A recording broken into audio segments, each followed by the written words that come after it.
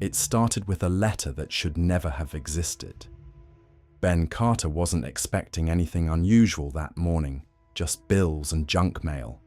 But there it was, a thick, yellowed envelope sealed with red wax, no return address. Only his name, handwritten in trembling cursive. Inside, the message was worse than he could imagine.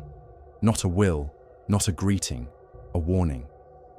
Ben, if you're reading this, I'm dead. Do not come here. Do not step foot on Hollow Creek land. Burn this letter. Forget me. The well. It waits. It was signed by his cousin, David Whitmore, a man Ben hadn't seen in 15 years. Ben should have burned it, but curiosity took hold like a noose tightening around his neck. 2 days later, he was driving down a deserted highway toward Hollow Creek. The land was suffocating, overgrown and forgotten. The house stood crooked, its frame decayed by years of neglect. But none of that mattered. What made Ben's blood run cold was the well, ancient, wide, surrounded by cracked stones. There was no cover, no rope, just a black gaping maw staring skyward. It felt wrong, not just old, alive, watching. Ben swallowed hard. It's just a well, he whispered, but his gut twisted. Then came the sound, faint, wet, like something shifting below. A whisper followed, low, broken, and calling his name. Ben, you came. Ben staggered back, heart slamming in his chest. No, that's not possible. He looked for speakers, cameras, anything to explain it, but there was nothing. Then the voice came again. I'm still here. I never left. I see you, Ben. It was David's voice. Exact. Perfect. But David was dead. Rage and fear tangled in Ben's throat. If this is a joke, you picked the wrong guy, he shouted, but only his echo answered. Ben couldn't ignore it. He found an old rope and a flashlight in the house, and against every instinct, he prepared to go down. The rope creaked as Ben lowered himself into the well. The flashlight beam barely pierced the suffocating darkness. The walls were slick. The air reeked of earth and rot. Deeper, deeper. That's when he saw it. Scratch marks, deep and desperate, gouged into the stone. A cold breath brushed past his ear. Almost there. Don't stop now. Ben's light flicked down and froze. A pale, grinning face stared up at him. Hollow eyes, skin rotting. Not David. Not human.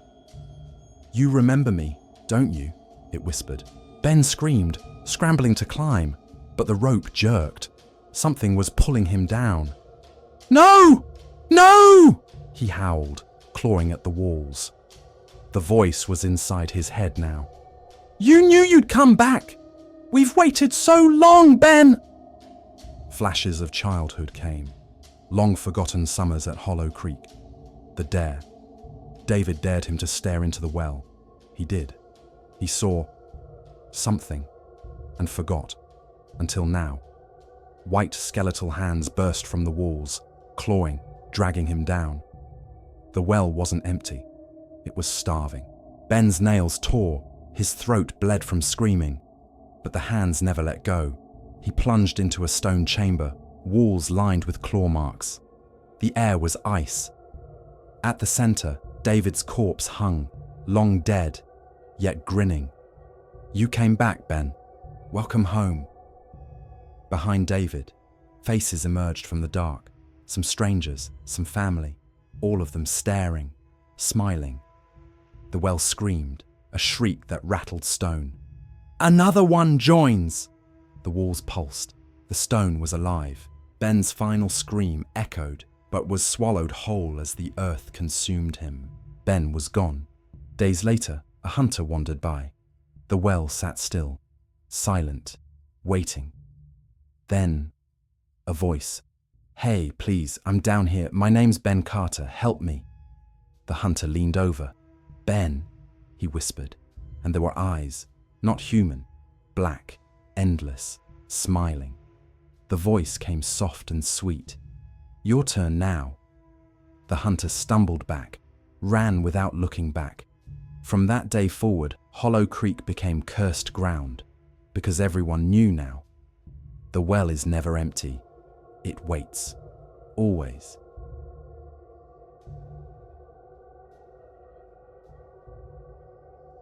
They say old houses carry memories, but our childhood home always felt like it carried something heavier. Not memories, burdens. It was a cold autumn morning when David called. There was fear in his voice, real fear. "You need to come back. I found something. Weird." My stomach tightened. David was the stoic one, not prone to panic. If he sounded scared, it meant trouble. Driving up to the house felt surreal. It stood there, worn down, the paint peeling like dead skin. Grass grew wild, almost swallowing the rusted mailbox. For a moment, I regretted coming. David didn't say a word as he led me to the backyard. The sky hung low, grey and heavy, as though nature itself knew what lay beneath. That's when I saw the sinkhole, a gaping wound in the earth. Dark, damp soil crumbling at the edges. At its heart, stone, moss-covered, ancient, a well. "We never had a well here," I whispered. David only nodded, face pale. I don't remember one either. But there it was, as real as the shiver crawling down my spine. We circled the hole like animals afraid of what lurked below. "Maybe it's older than the house," I suggested, though I didn't believe it. David shook his head slowly. "I tried to check how deep it was," he admitted, voice hollow. "Dropped a rock, waited, but there was no sound, not even an echo. A silence thicker than air pressed on us. No splash, no thud, just nothing." I leaned over, heart racing, and stared into the darkness. My mind screamed to pull back, but curiosity dug its claws in. The well seemed impossibly black, so dark it felt like staring into space. "We need to seal it," I whispered, but David's lips trembled as he spoke. "It's not just a hole. I felt something, watching me." A laugh escaped me, high and nervous. "It's just your head playing tricks." Yet deep down, I felt it too. A gaze, heavy, patient. We left it for the night, but neither of us slept. Sleep came in restless patches, dreams of cold hands grabbing my ankles, pulling me into the earth. I jolted awake, drenched in sweat. 3:07 a.m. My phone buzzed. A text from David. "I can't stop thinking about it. I need to see what's down there." "Don't. I'm serious," I typed back, fingers trembling. No reply. By the time I reached the house, dawn was barely breaking. The yard felt different, still, not peaceful, but expectant. David's lantern sat by the hole, its weak light flickering. "David!" I called, voice cracking. No answer. Then I saw it, a rope, tied to the old oak, vanishing into the well's throat. I stared, breath caught in my lungs. "You idiot!" I cursed, fighting the urge to run. And then, a sound. Faint, but there. "Help! I'm stuck!" My heart pounded as I grabbed the rope, knuckles white. The wood groaned under the strain, but the knot held. "I'm coming down, David. Hold on." The descent was a slow death. Every inch deeper, the cold grew sharper, clawing at my skin. The walls weren't just stone, they were scarred. Deep grooves clawed into the rock, as though something had tried, desperately, to climb out. The smell. Jesus. Rot, damp earth, and a stench so foul I gagged. Flashlight trembling, I scanned the walls. There were old nails embedded in the stone, rope remnants, as if others had tried this before. Finally, my beam caught David. He was perched on a narrow ledge, pale, shivering, his eyes glassy. "It whispered to me," he croaked. "It knows things. About us. Things I've never told anyone." "Grab the rope," I snapped. "We're leaving." But David flinched. "It said I can't leave. If I do, I'll bring it back with me." I stared into his hollow eyes and, just for a second, believed him. A scraping sound echoed from deeper below. Something shifting. My light darted down, and I saw it. White, too pale for skin. It slithered back into the dark just as the beam caught it. "Pull!" I screamed. David scrambled, hands bloody, nails torn. The rope groaned under our weight. Every tug felt like a lifetime. My hands bled, my chest burned, but finally, daylight flickered above. We hauled ourselves out, collapsing onto the cold ground, gasping. I turned back, just once, and saw it. Pale eyes, watching, unblinking. We buried the well that same day. Rocks, dirt, everything we could find. But the air felt heavier, like the ground resented us. David stopped talking. He'd stare at walls for hours. When I pressed, he'd only whisper, "It showed me the truth." "What truth?" I begged, but he'd only cry. 6 months later, he was gone. Found in his bathtub, wrists slit. They ruled it suicide, but I know better. His last message haunts me still. "I know what Dad did. I know why Mom screamed at night. The well showed me everything. I can't live with it. I sold the house, left town, but sometimes, at night, I still dream of that well, of secrets rotting in the dark. And the worst part, sometimes, I still want to know." Years passed, but the well never truly left me. Even as I built a life far away, married, raised kids, I could feel it, waiting. But when that letter came, everything unraveled. A single photo, our old backyard, the earth disturbed, the stones uncovered, the well exposed once more, and beneath it, just 6 words, scrawled in shaking black ink. "You forgot what's still inside." I couldn't breathe. I knew it wasn't over. I left everything, my job, my family, without explanation. I told myself it was the only way to protect them. I couldn't risk the past reaching them. That night, I drove for hours until the familiar decay of our family home came into view. The backyard was exactly as I feared. Freshly dug, the well gaping open like a mouth waiting to swallow me whole. The rope was already in place, as if it had been expecting me. I don't know why I did it. Maybe guilt, maybe curiosity. Maybe it had been calling me all these years. Either way, I climbed down. The air grew colder, heavier. The descent was endless, but there was no turning back. Deeper still, until I saw it. Bones. Dozens of them.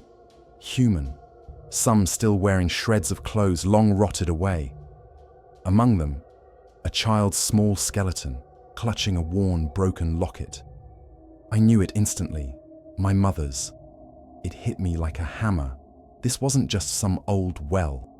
This was a grave, a family grave, a place where secrets were buried, generation after generation. And then, I heard his voice, my father's. "I told you, some things should stay buried." I turned. There he was, or what was left of him, pale, sunken, grinning with teeth far too white. "You were always the curious one, son." Tears streamed down my face as I realized the truth. Mom never left. She was buried here. They all were. Victims of the man we called father. And the well, it had been feeding on their screams all these years. "You can't leave now," he whispered. "You know too much." And he was right. I couldn't go back. I didn't want to. There was no world left for me up there. So I did the only thing I could. I stayed. The house is gone now, bulldozed, the land sold. But sometimes, on cold nights, locals swear they hear whispers rising from the earth, faint, hollow, begging.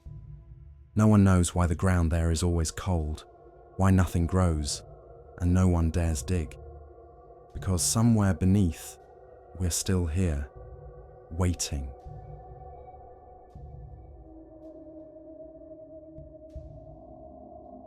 It was close to midnight when my phone rang, a shrill, sharp sound that made me jolt upright.